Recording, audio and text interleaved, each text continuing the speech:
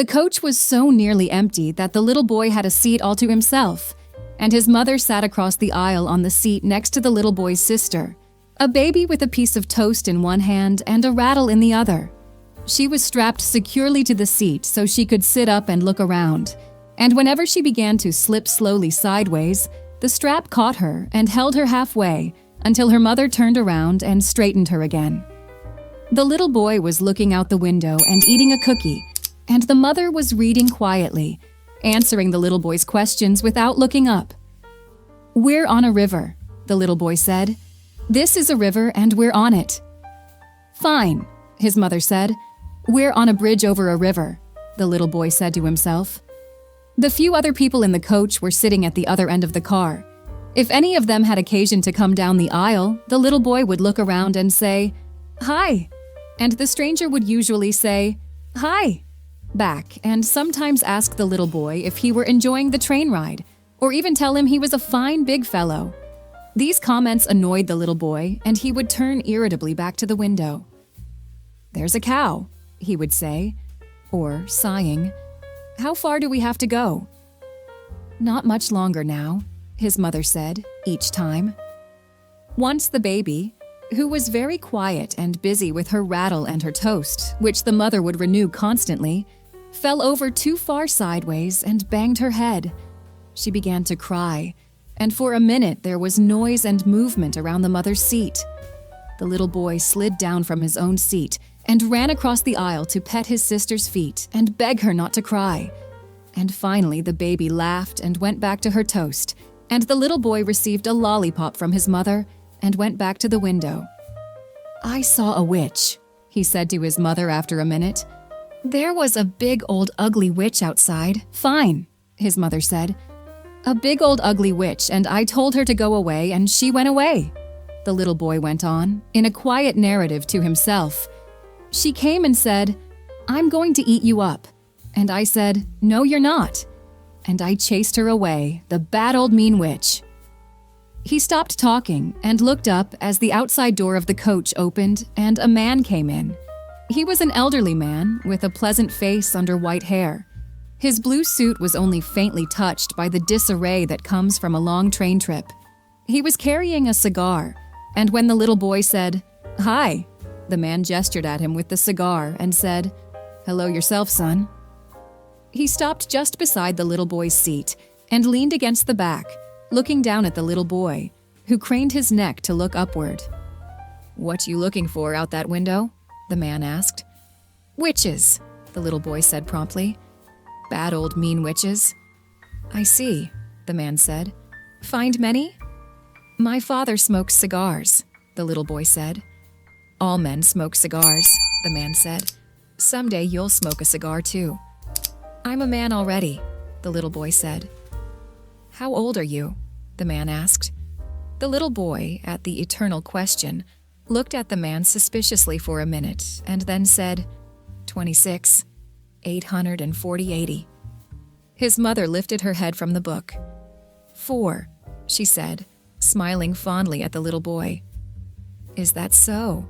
the man said politely to the little boy. 26. He nodded his head at the mother across the aisle. "Is that your mother?" The little boy leaned forward to look and then said, "Yes, that's her."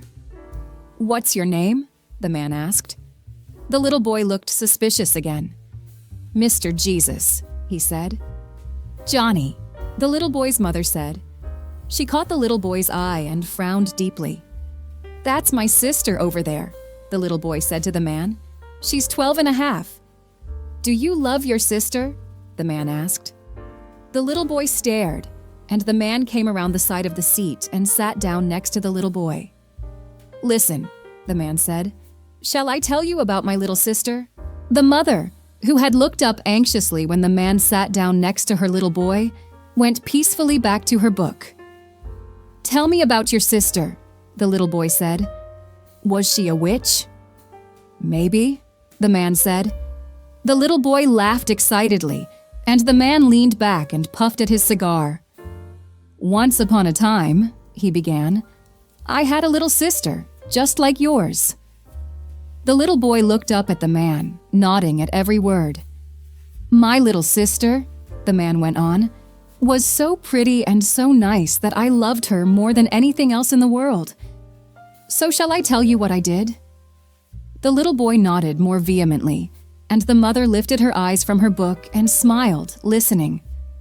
"I bought her a rocking horse and a doll and 1,000,000 lollipops," the man said, "and then I took her, and I put my hands around her neck, and I pinched her until she was dead." The little boy gasped, and the mother turned around, her smile fading. She opened her mouth and then closed it again as the man went on. "And then I took and I cut her head off, and I took her head—" "Did you cut her all in pieces?" the little boy asked breathlessly. "I cut off her head and her hands and her feet and her hair and her nose," the man said, "and I hit her with a stick and I killed her." "Wait a minute," the mother said. But the baby fell over sideways just at that minute, and by the time the mother had set her up again, the man was going on. "And I took her head and I pulled out all her hair and—" "Your little sister?" the little boy prompted eagerly. "My little sister," the man said firmly. "And I put her head in a cage with a bear, and the bear ate it all up." "Ate her head all up?" the little boy asked. The mother put her book down and came across the aisle. She stood next to the man and said, "Just what do you think you're doing?" The man looked up courteously, and she said, "Get out of here." "Did I frighten you?" the man said. He looked down at the little boy and nudged him with an elbow, and he and the little boy laughed. "This man cut up his little sister," the little boy said to his mother. "I can very easily call the conductor," the mother said to the man. "The conductor will eat my mommy," the little boy said. "We'll chop her head off." "And little sister's head, too," the man said. He stood up, and the mother stood back to let him get out of the seat. "Don't ever come back in this car," she said. "My mommy will eat you," the little boy said to the man.